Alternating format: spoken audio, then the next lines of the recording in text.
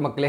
Night big pass லைவ்ல என்ன நடக்குதுன்னு பார்த்தீங்கன்னா, நிக்சன் இந்த சினிமா ரிலேட்டட் நாலேஜ்லாம் கொஞ்சம் கற்றுக்கணும், அதை பற்றி நம்ம இம்ப்ரூவ் பண்ணணும் அப்படின்ற மாதிரி பேசிகிட்டு இருக்கும்போது ஐஷு ஒரு பக்கம் சொல்கிறாங்க, அந்த லாங்குவேஜை கற்றுக்கிறதுக்கு இந்த வீட்லேயே இருக்காங்க, சினிமாவோட நாலேஜ் கற்றுக்கிறது இங்கே வீட்லேயே இருக்காங்க. ஒரு பக்கம் யுகேந்திரன் இருக்கார், பிரதீப் இருக்கார், மாயா இருக்கார், இவங்கெல்லாம் நாலேஜ் நிறைய இருக்குது, அந்தளவுக்கு ஸ்டப்ஸ் இருக்குது அவங்கக்கிட்ட, நீ போய் குறிப்பாக கற்றுக்குவோம்.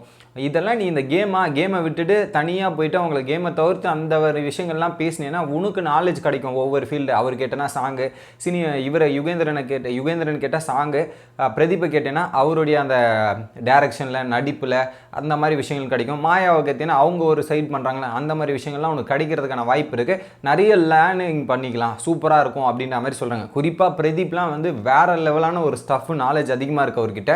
நிறைய புக்ஸ் படிக்கிறாரு, சாங் கேட்குறாரு, படம் பார்க்குறாரு, ரைட்டிங், இந்த மாதிரி பல விஷயங்கள் பண்ணுறதால அவர்கிட்ட நிறைய விஷயங்கள் இருக்குது. ஜென்யூன் பர்சன் தான், நீ கேட்டு தெரிஞ்சுக்கோ, அதை கேட்டால் யாரும் சொல்லலாம் மாட்டாங்கன்னு சொல்ல மாட்டாங்க, அவங்ககிட்ட இருந்து எடுத்துக்கிற வேண்டிய விஷயங்கள்லாம் நீ எடுத்துக்கோ அப்படின்ற மாதிரி ஒரு பக்கம் ஐஷு சொல்கிறாங்க. இன்னொரு பக்கம் விஜய் வர்மா என்ன சொல்கிறாருன்னா, இதெல்லாம் ஓகே, இந்த மாதிரி நிறைய விஷயங்கள் பண்ணுறது இதெல்லாம் ஓகே, பட் அவர் வந்து ஒரு விஷயத்தை என்கிட்ட சொன்னார், அவர் எடுக்கிற படமே விற்காது, மக்கள் போய் பார்க்க மாட்டாங்க, இந்த மாதிரி ஒரு எண்ணம் அவர்கிட்ட இருக்குது, எப்படின்றதே எனக்கு தெரியல, அவரே அவர் மேலே கான்ஃபிடென்ட் வச்சா தான் இந்த மாதிரி விஷயங்கள்லாம் நடக்கும், அடுத்த ப்ராசஸ்க்கு போகணும், அவர் அந்த நம்பிக்கையை வைக்க மாட்டேங்கிறாரு, வெளியே போனால் தான் அந்த நம்பிக்கை வருமானது எனக்கு தெரியல அப்படின்ற மாதிரி சொல்கிறாரு. குறிப்பாக வந்து இந்த காசு அவருக்கு தேவைப்படுது, அதனால தான் என் படம் போவாதுன்றதுக்காக தான் இந்த காசும் தேவைப்படுது அப்படின்ற மாதிரி விஷயத்த சொன்னார் அப்படின்ற மாதிரி விஜய் வர்மா ஒரு பக்கம் சொல்கிறாரு.